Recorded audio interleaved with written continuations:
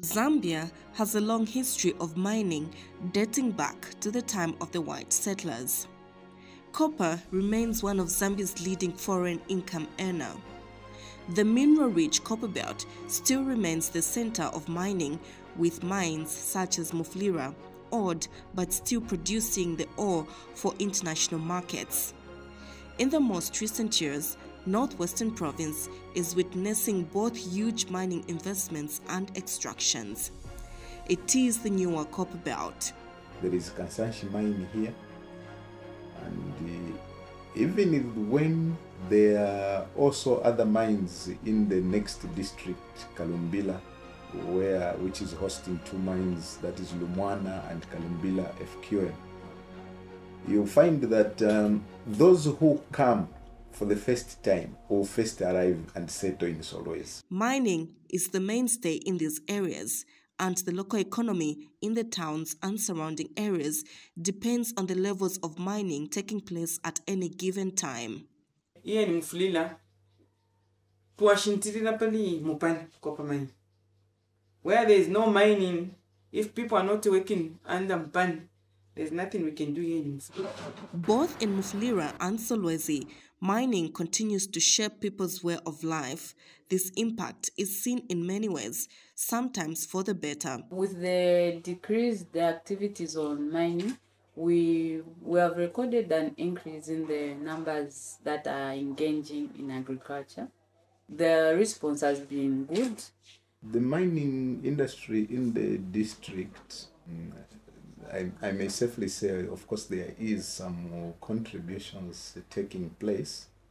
There is a desk there for education, and we have a lot of interaction with that desk. And sometimes worrisome. When you move around Solwezi, we've got no roads, we've got no clean water. Even where clinics have been built, look at the structures themselves. We have been hearing the conflicts on people wanting to get their benefits, what they worked for money, and what they worked for the mines. I think that directly has impacted the livelihoods in all sectors. In Solwezi, for instance, we are seeing all this copper coming out, but we have Lusaka, which is looking like that's where the minerals are. After we did the budget tracking, we found out that mostly the allocations for the ministries were going down. The roads are not okay. The education system is not okay, So in terms of, we need something that can be done also where these minerals are coming from. What then is thrust of Copper4Development? Copper4Development entails that we need to begin to empower communities and citizens, especially those in the mining sector, to begin to talk about the benefits. How does it affect the livelihoods of people living in those sectors, but at the whole, the Zambian people, how they are benefiting from the revenues of copper development in Zambia. We're advocating for prudent use of our mineral revenues to be able to develop key sectors like education, health, and agriculture, including energy. So the project is being funded by OXFAM, and we've also partnered with other civil society organizations like CS-POG, Civil Society Poverty Observatory Group, and Fighting Inequality Alliance. So these are our partners on the project. We're implementing the project in Northwestern Province, specifically Solwezi, Copper Belt Province, and Mufulira. We are saying here in Solwezi that copper should develop our city. So we've been involved with the CS-POG in discussing how we can tap from that resources. We need to see development where maybe they build some community schools, health centers. Maybe in terms of they can make maybe some activities here in Mufulira. If you can just move around our Mufulira here, if you find many people like youth are just drinking beer, early pregnancies. There's nothing. They have got nothing to do. In many places, the quality of life is largely dependent on the services they may access, primarily from government. Access to good and affordable health, education, agriculture, and roads are among major determinants on how they live. I think as Mufulira, we know and we believe we see it on copper, the same copper that we see that goes out, the copper that we smell of the sulfur dioxide that comes and sometimes damages our crops, even when we are very far. I'm coming from a ward, specifically Sandangombe Primary School. A school of 6 classrooms, less than 20 desks. This school is in Solwezi, where there is a giant mine. I've got 2 clinics out of 4 centers. Both 2 clinics have got no maternity wards. Yes, I know the mines are doing something, but in terms of real development, because I can still see that we are being polluted by the dust. You look at the women who are mostly on the streets because of the kind of earnings that they have. They are mostly marketeers, the girls are mostly in the booths, the young girls are mostly walking to school and that kind of thing. So, in short, the revenues we are receiving here, whatever we receive, is not much. People are not seeing the benefit. If we talk of Milonga, that's where we have gold, which everyone is full aware in the country and outside Zambia to say there's gold in Milonga. But if you look where the gold was coming from, the roads, a lot of things are really missing in the province. There were people complaining about the way they work in terms of safety. Some of them, especially for these contractors, they have given to Mupani. There are some complaints, whatever I can say here in Mufulira. Maybe if you can go to Kankoyo, people are complaining about Mupani. There's a lot of pollution there. They can't do farming because of Mupani. Immediately they do farming in Kankoyo, if into Filoma. Copper has continued to be extracted from the bowels of the earth. In some areas, what remains are the large unseen cavities deep down the surface. In others, many see the heavy mounds, which are now commonly called the Black Mountains, especially on the Copper Belt. If you look at the number of days and the number of tracks, on a daily basis, it entails that this country is actually very rich. When you look at the provinces, let's talk about Northwestern Province, Copper Belt Province, and now we have a new kid on the block, which is Eastern Province. I think we have not really seen the full benefits of mineral revenue in Zambia. When you look at the copper or the minerals being generated in Northwestern Province, we do not really need to borrow, from other governments to develop our own country, because I think it's a lot. According to the New Dawn government of President Hakainde Hichilema, investment into copper production is and will be on the upswing in presenting the first ever UPND budget. Following ascendancy to office, Dr. Stumbeko Msokotwane, Minister of Finance and National Planning, made this increasing projection on the floor of the House. The New Dawn administration will facilitate the increase in copper output from the current 800,000 tons, where it has been stuck in the last 10 years, to over 3 million tons in the next 10 years. Investment and high mining activity is welcome, but will this translate into improvement to the livelihoods of the people who are firstly living in these mining areas? For the moment, and sadly so, this does not correspond to the high ore extractions that they see. In our Zambian context, if I as a citizen want to do business, I'll be subjected to all the tax regimes. But I'm just starting a small enterprise. But for these big companies, they'll be given 5 years free. And when 5 years is done, they'll change the names. But they're the same people. Why? We talk about health sector. It's another issue that needs attention. As you are aware, in Solwezi, we don't have a district hospital. only have a provincial hospital. We need also a district hospital, and we need those services for each and every individual, because at one point or another, we all need health services. So we can do better in terms of health also. If anything, in some areas, they now think the extractions have brought them more problems.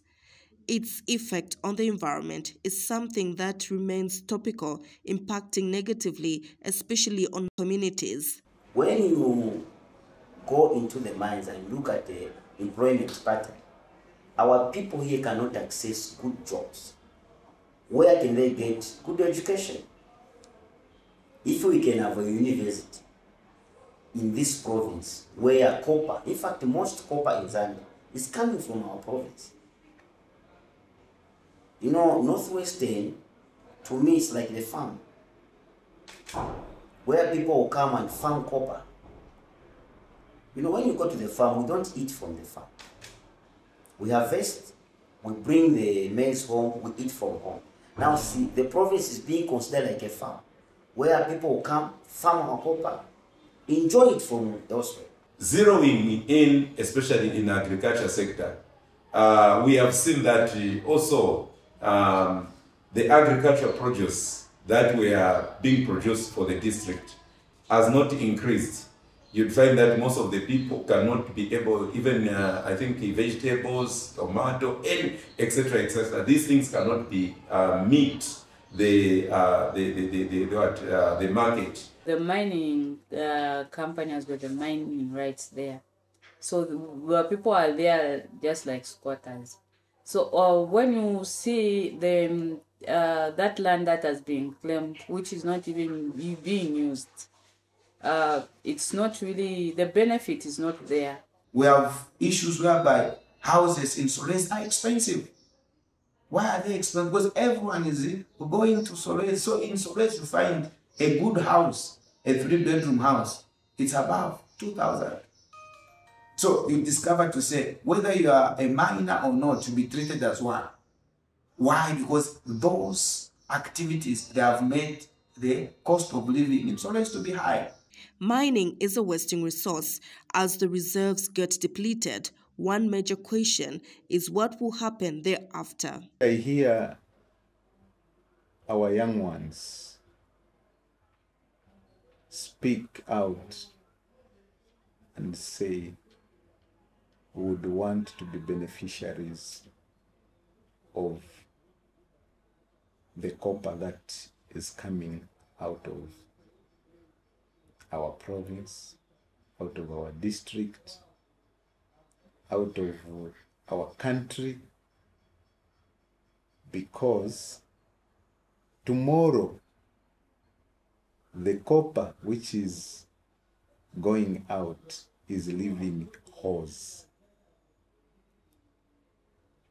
We desire to see that even when the holes are left, since it's a finishing asset, we want to remain with something. And that's something which we will live with for the rest of our lives. We need the education. We need the skills that will apply in other areas of our lives, even when copper is finished. We need the skills that we'll use in agriculture. We need the skills that we'll use in research to discover new areas that would develop our country. When I was growing up, the mines used to take care of the local roads. Most of the things like were being managed by the mines. And why was that so that time? Because the mines belonged to Zambia. It was for Zambians. The expectations and anticipation by local communities and stakeholders to benefit from this rich God-given endowment continues and remains high. It is everybody's desire to see Mufulira develop. When we say we want to see Mufulira develop, everyone wants to have quality education, They want to have quality health service. They want to have, good road networks. They need to see themselves where they expect to say, when we reach this level, I think Mufulira could be the best place to be. Amidst all these expectations, the question of beneficiation from copper mining and other extractives, various development partners anchor the hope of pursuing better ways in which copper can be the basis for improving people's lives. What we want is to see how are mineral revenues benefiting the host communities. Solwezi and Mufulira are just a presentation of what is being asked for in terms of development. Compelling the prudent use of resources towards service delivery, especially at local level, is hampered because of the absence of an effective legal framework that would make the national and local government to raise resources that would benefit the local communities. I think by 2015, somewhere there was a tax where all those districts which are producing copper, something would return back to go and so that the community will appreciate their copper.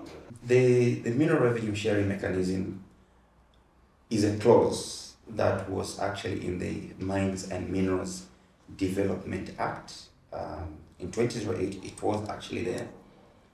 So this clause basically talks about how mineral revenues can be used to actually benefit the communities. This spoke about issues that those people that are where the mines are being done needs to at least have another income, an income that will be able to help them to develop that place where the mining is being done.